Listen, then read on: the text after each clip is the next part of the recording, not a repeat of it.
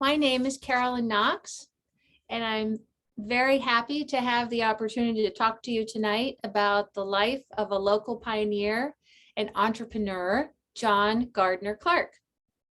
A script is available for accessibility if somebody needs that, and the Zoom captioning should be on. A land acknowledgement will be presented on the last slide.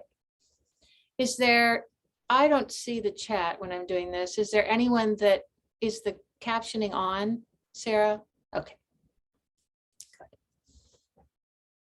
My inquiry question started with, from orphan to millionaire, who was John G. Clark and how did he contribute to the development of our community and our sense of place?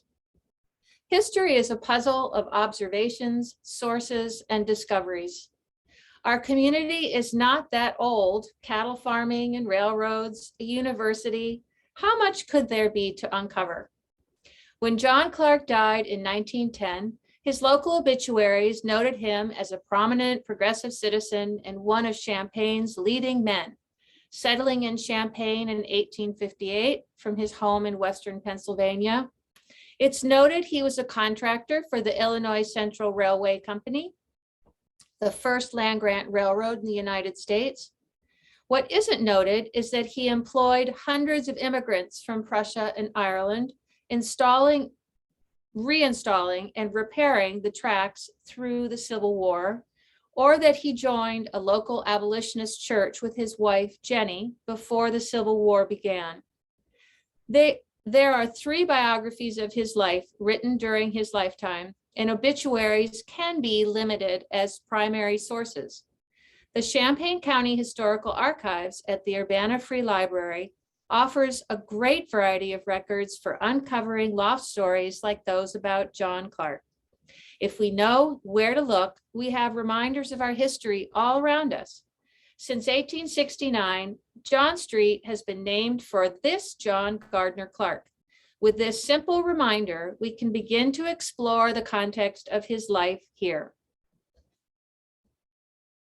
Another biography did note, he withholds his aid from no movement or measure which he believes will prove of benefit to the community, and is a very public-spirited and progressive citizen, with a capacity and experience which would enable him to fulfill any trust to which he might be chosen. He has never sought to advance himself, but has been content to do his duty where he could and leave self-seeking for others. Conversely, this made it a little difficult to uncover some information about him. So who was John Gardner-Clark? As we look at primary sources, original questions have raised new points of inquiry. This 1869 hand-drawn map of Champaign shows a little village growing both east and west of the railroad depot and north of a central park. We can begin to see John's influence in our community after he'd been here 10 years. The red arrows indicate some of the property John owned during his lifetime from 1827 to 1910. This is some. The red arrows on the left is John and Jenny's farm residence and farmstead south of Springfield Avenue. You can see the arrow on the left. I have a close-up later. There are more than 35 real estate entries for John Clark for real estate records alone, beginning in 1855 until the year before he died, when he purchased a lot for the lottery in his subdivision, the Chamber of Commerce addition to Champaign. He platted at least 3 subdivisions to Champaign beginning in 1869, and his sons developed his farmland after he died. His real estate transactions, including donations for $1, can be found in both the grantor and grantee indexes in the Champaign County Historical Archives. He owned acreage in Northeast Urbana and a development near the tracks in University Avenue. He owned land just south of Westside Park in Champaign, which may be where his first house was. He purchased land south of Centennial Park. Most of his records include his wife, Jenny Y. Blaine Clark, listed with him, which I have felt was an indicative of his marriage, how he viewed his wife. When Jenny and John moved to Champaign, they had entered Lincoln country, and John was an enthusiastic fan. Lincoln had been staying for a week twice a year for business, traveling on horseback along the path adjacent to John's new farm on south of Springfield for many years. Both had been contracted by the Illinois Central until Lincoln left for Washington in 1861. The railway Lincoln could get off with the railway, Lincoln could then get off the train in West Urbana and take the horse railway over John's property easement to the courthouse, Eastside Park, Scott Park. John voted enthusiastically for Lincoln. General George B. McClellan, a railway executive of the Illinois Central from 57 to 60, was a cousin of John's. McClellan ran against Lincoln in 1864, the year John completed the farmstead home that is still standing.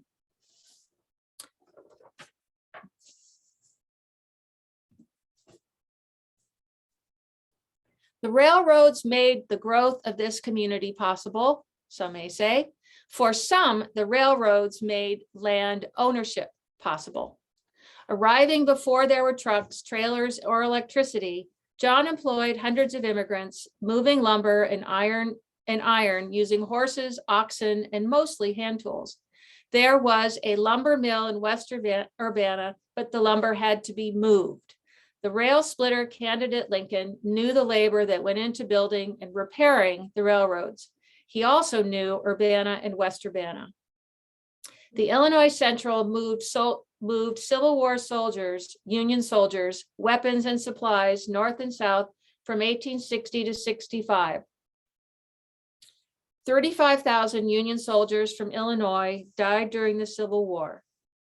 John supplied wooden ties. They did a very extensive business, furnishing as many as 400,000 ties in a single year into all the wood used as fuel. Mr. Clark frequently had as many as 300 men in his employ. The source of this lumber is unknown. I don't like to speculate, and I don't like to think how many trees from Big Grove maybe were taken down. Wetlands. In 1858, this area was still a marshy wetland of prairie, muck, rife with malarial fever, swamp flu, cholera, smallpox.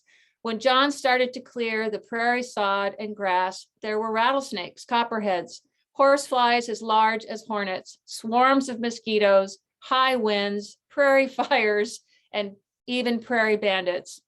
In 1842, Charles Dickens claimed Southern Illinois as a hotbed of disease, an ugly sepulcher uncheered by any gleam of promise.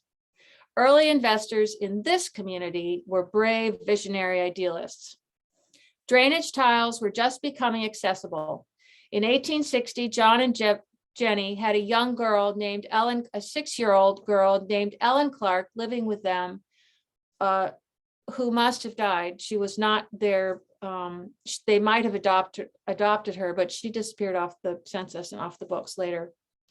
This was not unusual for children living here. John Gardner-Clark himself was orphaned at the age of 8 in Pennsylvania. Everyone and everything was put to work: cattle, oxen, horses, cattle dogs, even one's own children. John had 2 sons who helped with the Clark's farms into adulthood. John's views were abolitionist, as were many of his local contemporaries.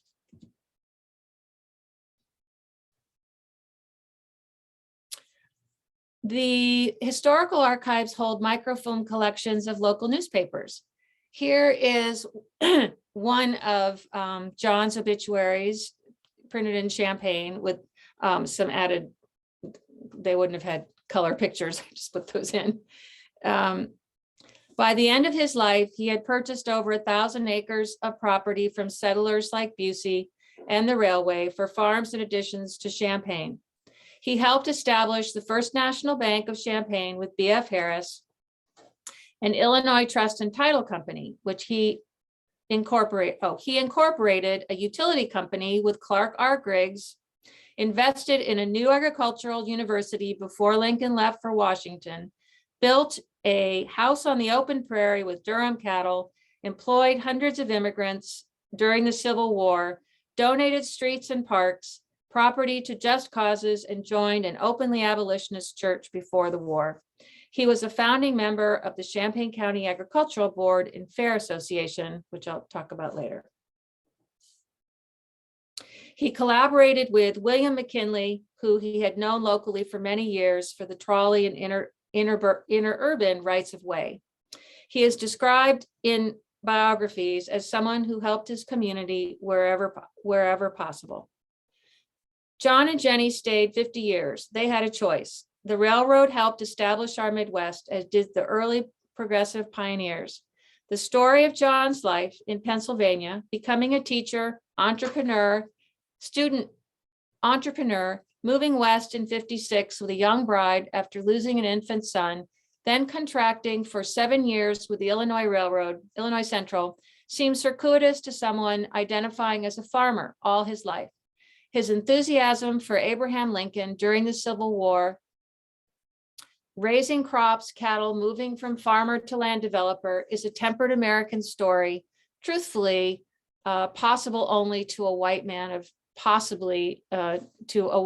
North European descent. I just add that. Civil War and politics. Clark began buying and selling land in Urbana before they arrived in the March of 1858. In April of that year, Abraham Lincoln had his portrait taken in Urbana by Samuel Alschuler during his Senate campaigns against Douglas. John Clark ran for Champaign alderman in 1860. He lost, and he never ran for office again.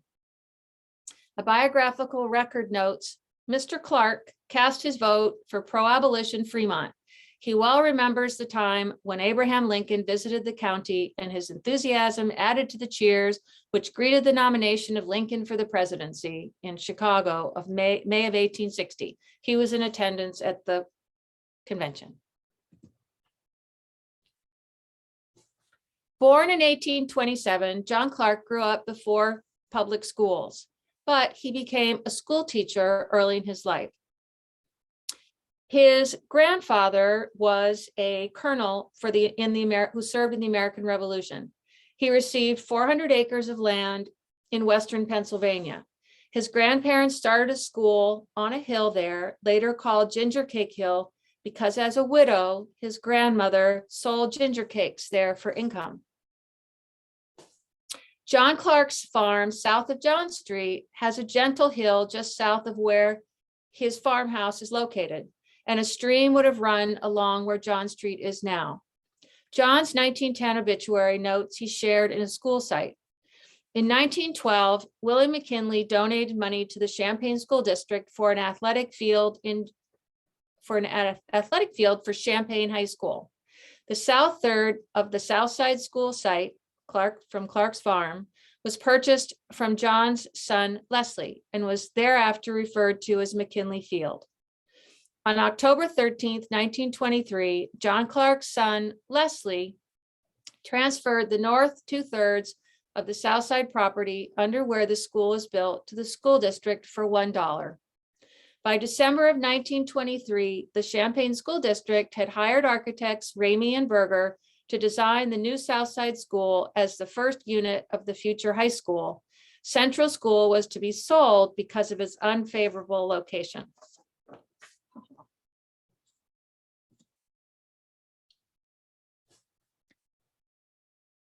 More on education.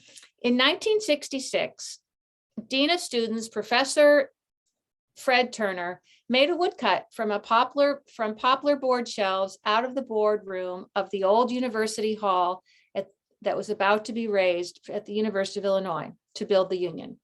The image was of the Urbana-Champaign Institute, the first and only building on campus for the University of Illinois.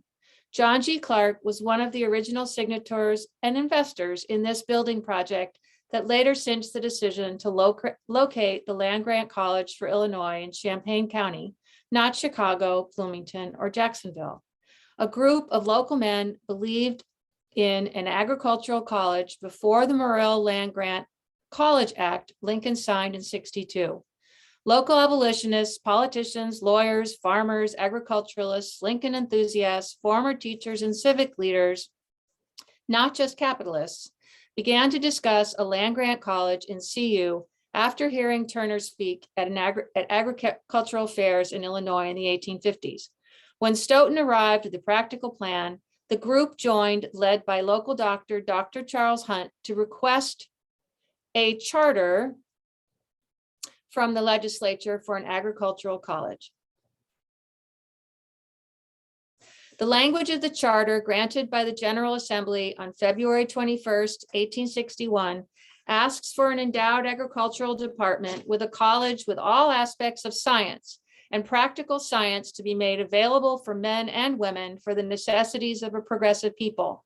The building they initiated in 1861 served as the only building on campus for what became later the University of Illinois, Urbana-Champaign. The congregational minister Stoughton was interested in education and temperance, not just seeking a profit. This group was investing in an accessible college, not a theological seminary for clergy. A tradition of early colleges formed by Congregationalist stockholders is not limited to schools like Grinnell, who also lost their first building to a cyclone in 82, or Knox, but originally congregational schools that were theological seminaries, Harvard, Yale, and Dartmouth. With over 5,000 colleges and universities in the United States today, this was not always the case. The bill to incorporate the Urbana-Champaign Institute was in Springfield about the time Lincoln was preparing to leave for Washington for his inauguration, early 1861. I'm briefly just going to talk about Charles Hunt, and then I might just skip some of this to get to my notes. I couldn't print out my edited notes, so we're on this journey together. Dr. Charles Alexander Hunt, who's down here in the lower right-hand corner, was a local doctor in Urbana who became chairman of a committee that met first at the courthouse, January 29th, 1859, then the Goose Pond Church, when $40,000 was pledged by local businessmen on June 8 in 1860. He was in support of the Land Grant Act idea and wrote a memorial resolution document seeking an agricultural college in Urbana-Champaign. The language is here, it's called a memorial, and this is what he is thought to have written all of this, and it's what was used and approved by the Illinois legislature when they approved the Urbana-Champaign Institute. He also suggested, after the Land Grant Act was signed by Lincoln, that the group, because of the war, they're having financial difficulties, that they give the building to the county to be put up for the debate or discussion about who would get in Illinois, what county would get the land grant university. But he volunteered for the Civil War in 1962 and served as a doctor in, I can't think of where he was, but he was killed. Actually, he became so sick with doing so much work, trying to help the soldiers, that he dying sort of in the middle of this whole debate about.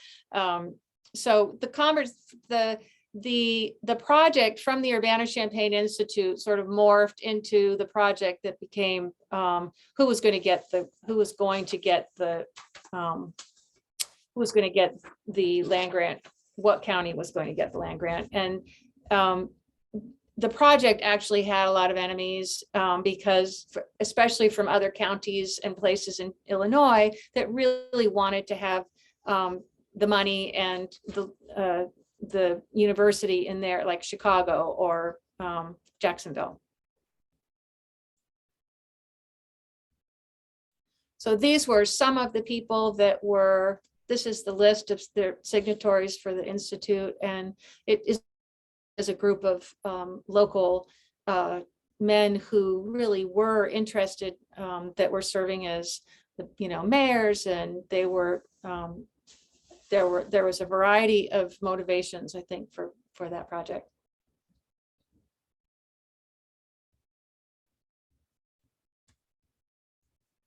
When it was started during the secession winter when the Confederacy was being organized. So John Clark registered as a Class II soldier in 1862. No record of his formally mustering. He was age 35. He had a child. He's married. He had a child. No record of his formally mustering has been found. He was managing the icy railroad repairs. It's possible that this was his service. I don't know. So I'm gonna, this was when, and then C.R. Griggs got involved in the politics. I don't know, that was a different.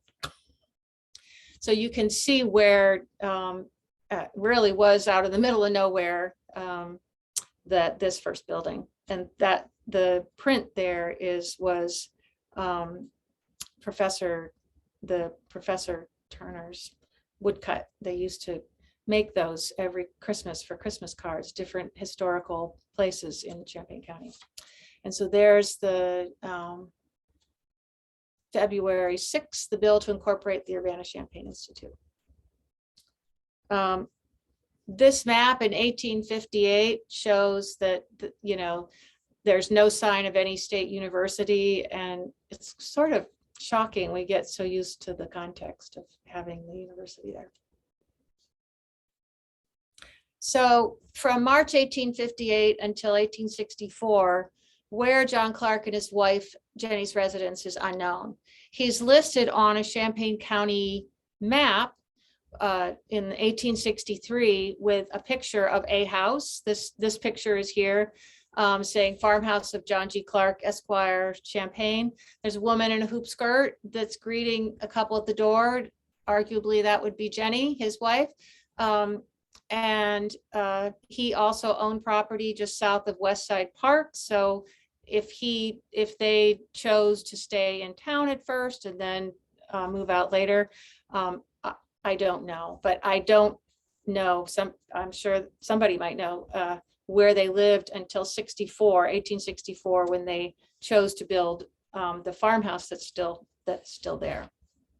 So here we can see on an 1884 map, the Clark farmstead. And by now you can see this lovely stream that would have been great for cattle. And we can see that fences have been built, which was a requirement so that people's cattle and pigs weren't eating everyone else's crops. And Prospect Avenue is there. The two arrows on the left, Prospect Avenue. Springfield Avenue is the road east-west on the top of the frame. And so I wanted to talk a little bit about the house. And I think I have, well, here's a little more of a close-up.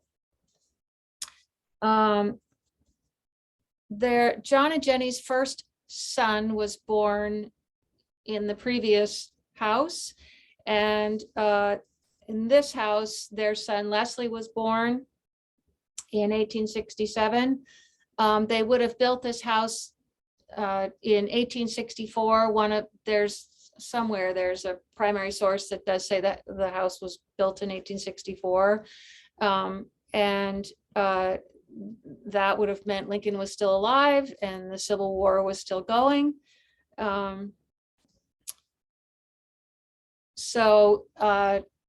Where's my description? There would have been Durham Shorthorn cattle in his fields. That was what he later in life was actually quite successful at breeding Durham cattle and oxen, and Berkshire swine. We can see, if you look at the little picture, I don't have an attribution for this sketch. I don't know when it was made or we couldn't find, it was just loose in a file. But there are 4 lightning rods on, on the house. And then there's a separate lightning rod on what I'm assuming to be a barn on the southeast side, which would have been a good place for a barn to block some of the prairie winds that would have, if you consider, 1864 with no houses. If you've ever been out in the country, that wind is really a formidable force. And so the style of the house would have had a north facing wraparound porch, just wrap around the front, which would have been a very nice place to enjoy the breeze on the north side out of the sun. And the timber is very likely local. This is now on, it's not been moved that I know of, but it's now on Healy Street because the farm was subdivided, after he built the house. But somebody built an addition on the front there. But you could see in the lower right picture from the east side, you can get a little better sense of, the framing of the house, and the back, the south side, they would have had a separate entrance. If Jenny was feeding any labor that any men that were working for them, they're in the close-up. There are quite a few number of buildings that would have been sheds and possibly a separate house for labor. But yeah, so the tall windows were built for ventilation, and the farmhouse had clapboards to keep out that prairie wind and moisture. Here we can see in 1893, John Clark's farm in the area where his house is, which is right there in the north. If you see J.G. Clark there, the south end there is would be now an armory, and the north is Springfield Avenue. So he seemed to like to buy a lot of property just, south adjacent to Springfield Avenue. But he, by 1893, had also already subdivided the area around his farmhouse. And so that was before they'd subdivided the rest of that.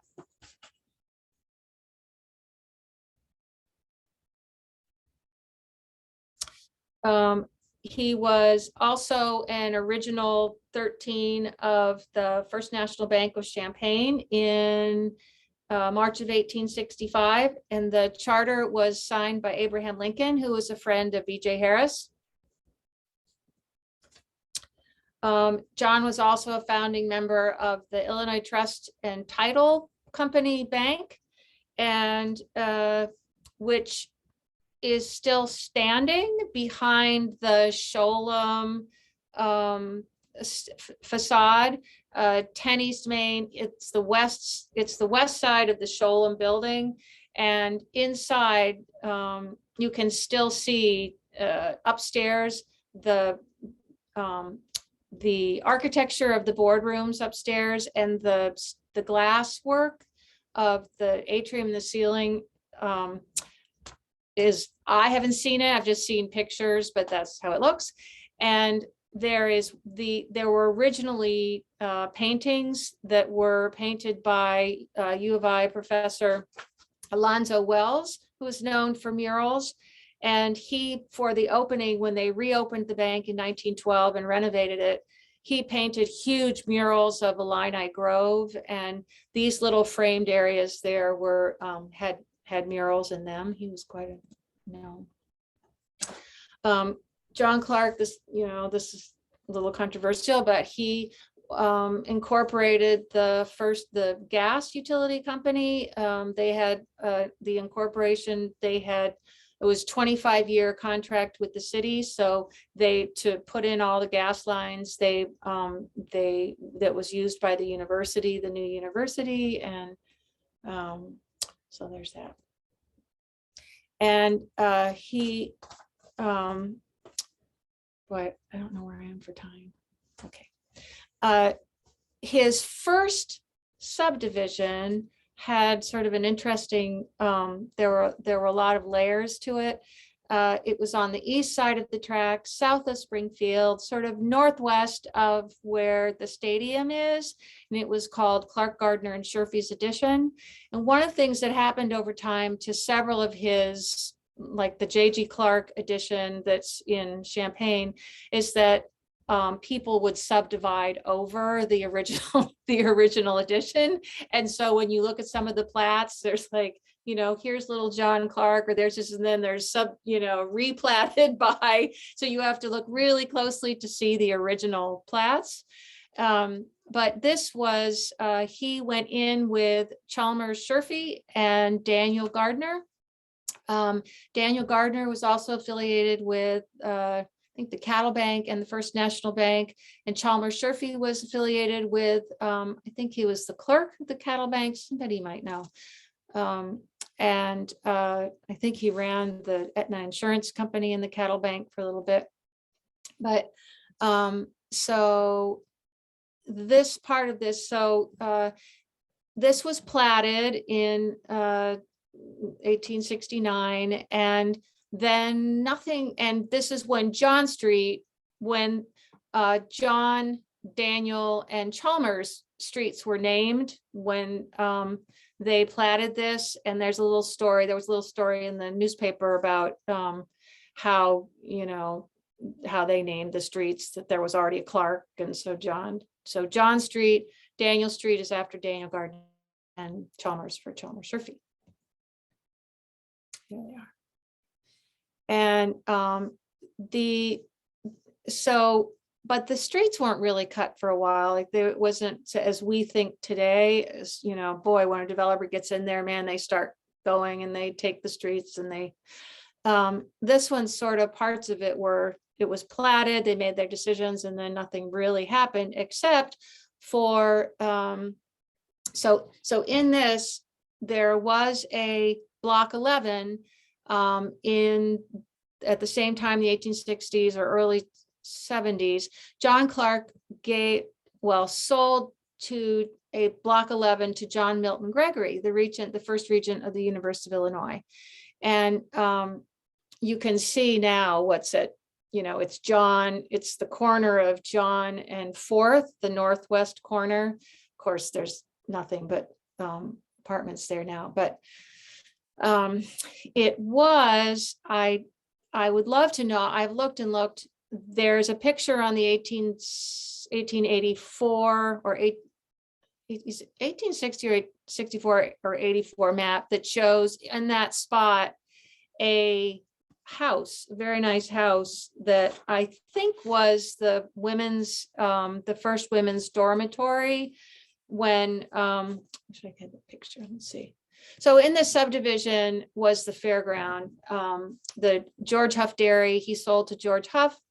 Some people don't recognize that.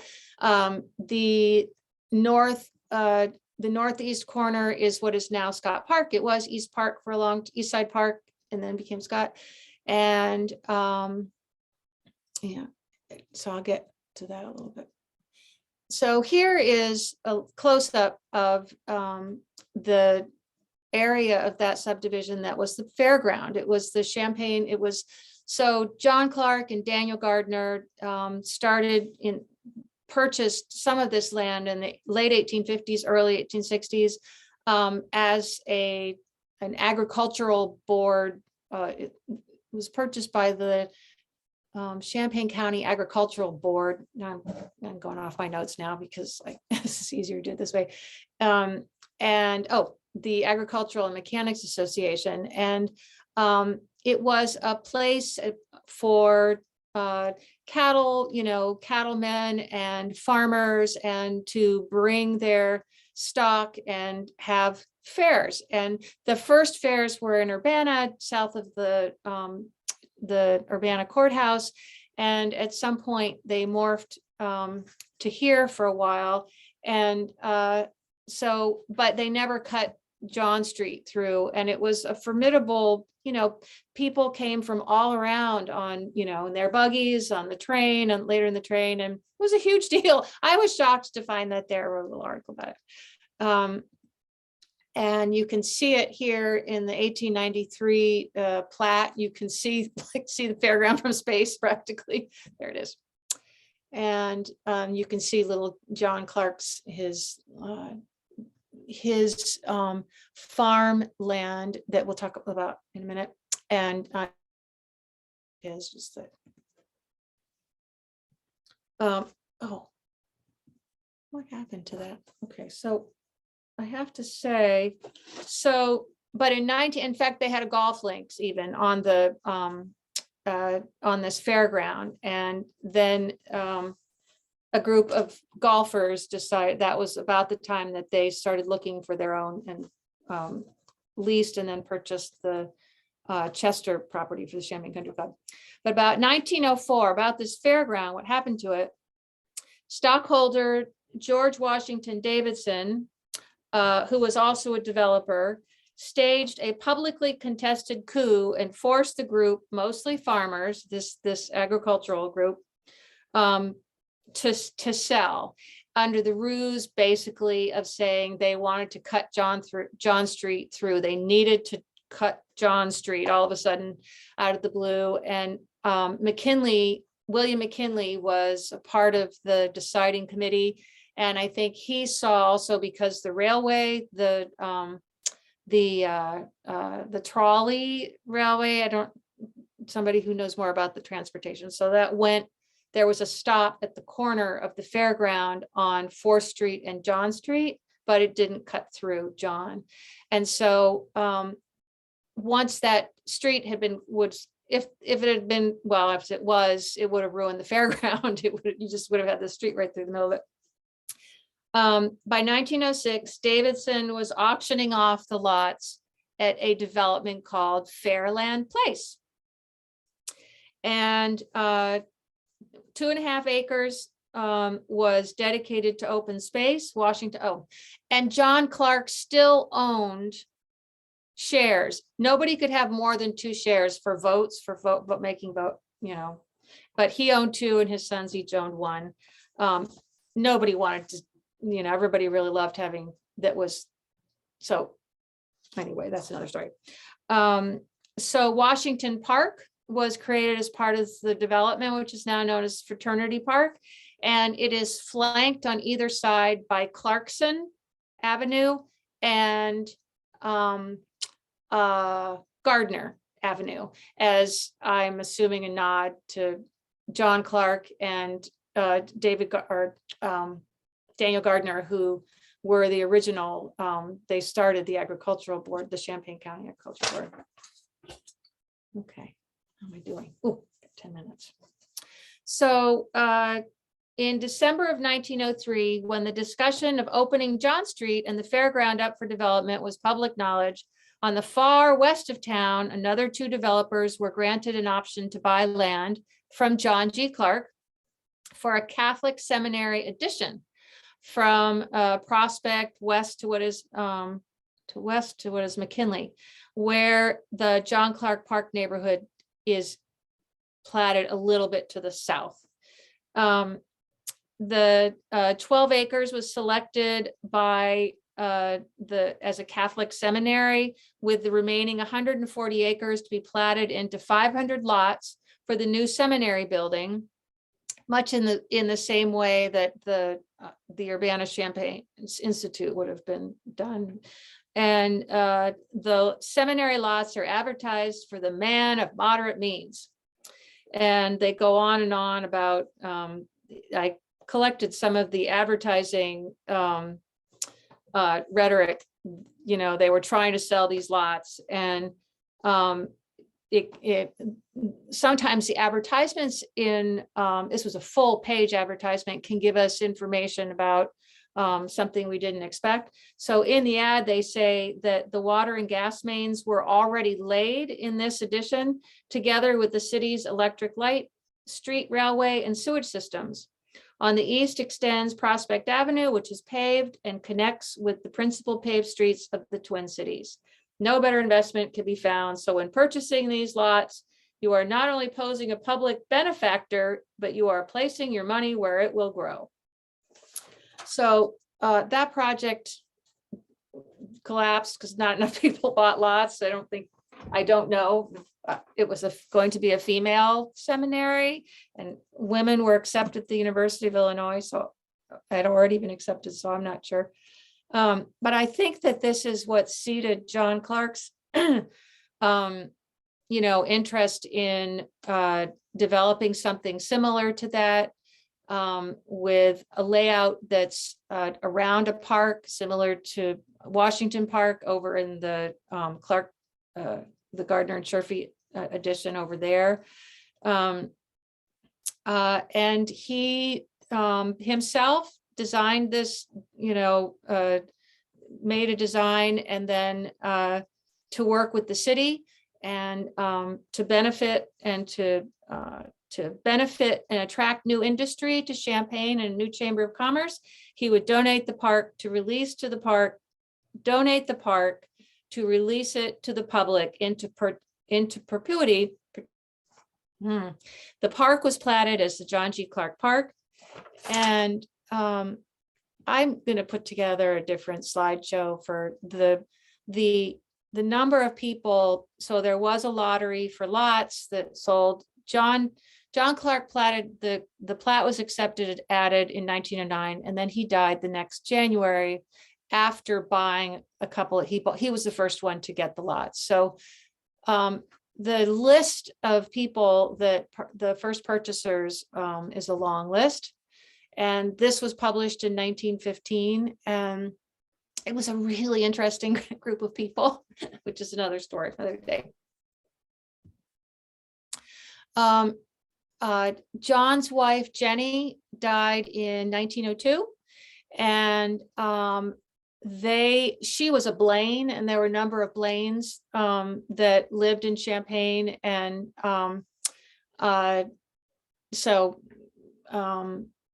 they are both buried in the Mount Hope Cemetery. And the steps here let's see if I have that one. The step says John G. Clark. And there are some what might be, I don't know if he was a Mason, maybe, you weren't supposed to be, as in that Congregational church said you couldn't be a Mason. But some of the steps are kind of interesting details on the step. So that's Jenny. And then John died in 1910. The paper in Urbana reported he died after 24 hours of hiccups. And the newspaper in Champaign, the accolades were, much clearer, really, but they both did recognize him as a pioneer. And his probate records are in the archives. It was said he died without a will, which is another mystery novel. And his sons were not sons of toil from what I've read, the way John was. His estate, it took a year to clear, and there were hearings in the Illinois Title and Trust Company, wanting to know exactly what was in the estate. And one of his sons went out and bought this car that would have been worth $90,000 today. It was the state of the art. I can't think anyway. So, okay. There they are in Mount Hope. And I'd just like to, as I summarize, I'd like to read land acknowledgement. I'd like to recognize the history of displacement of Indigenous nations from their traditional territories in this area, including the Council of Three Fires, the Ojibwe, the Odawa, Potawatomi. I'd like to bring attention to Leal Park. The Potawatomi Chief Chamager was born, raised, and buried in the area near Silver Creek. After the discovery of bones, when the area was drained in 1865, became the Boneyard Creek. Members of his tribe later returned in the winter to burn a fire at his grave. The acreage became a pioneer graveyard until 1903, when some remains of white settlers were reinterred, but at least 30 others remained buried, including 2 Civil War soldiers. It is with hope that this ground will be acknowledged with interpretation, as development is usurping on 3 acres on the left and right, on the east and west. So thank you. Does anyone have any questions?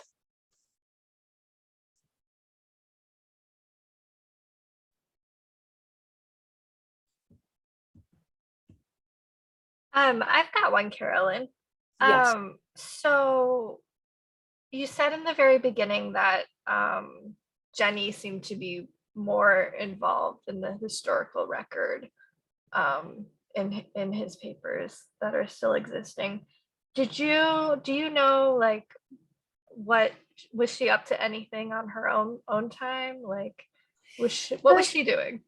So she was probably working, as a farmer's wife, or he identified as a farmer all his life, which I think is so interesting, but he had a working farm. They had a working farm, and they did have some help. You can see in the census, they did have some help there, that somebody that was living in the house, but in her obituary, it says that she kept to herself, that she was very family oriented. She was very involved with being with the Congregational Church, the Goose Pond Church, so there, her obituary is there. And she was characteristically unassuming and modest, yet devotedly attached to her family.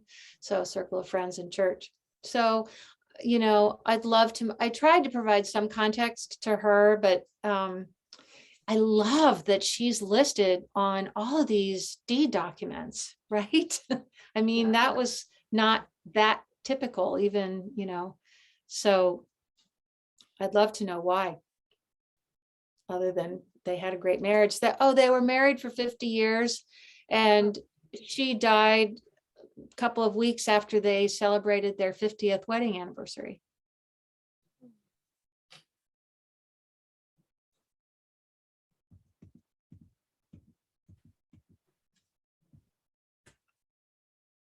I can also add that that Clark, I wondered why he never stayed in politics, or actually, so one cousin was George McClellan, a maternal cousin, who became this controversial general. I think he probably was John's connection to the railroad, to Illinois Central. And then when the Civil War started, he became a general, as an engineer. But he was also cousin General Benjamin McCulloch through his mother. McClellan was through his grandmother. And he was a Confederate officer during the Civil War. So I don't know if those things played into, anyway, maybe John kept his head down. And he also is distantly related to the 2 other, George Rogers Clark, and to his great-grandfathers. They were all, so that's all I have. All right, well, if no one else has any questions, we can wrap up. Thank you so much, Carolyn. That was so interesting. I love seeing this progress, kind of bit by bit as you requested it here. And then seeing it all together was really, really cool. So thank you so much. Appreciate you.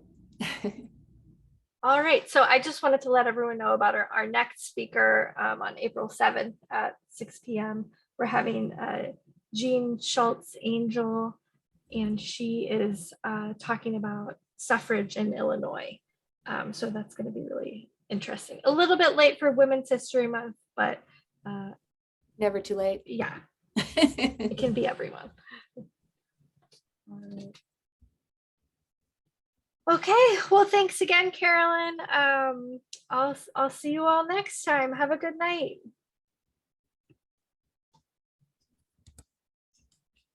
Thank you. You too. Bye. Thank you.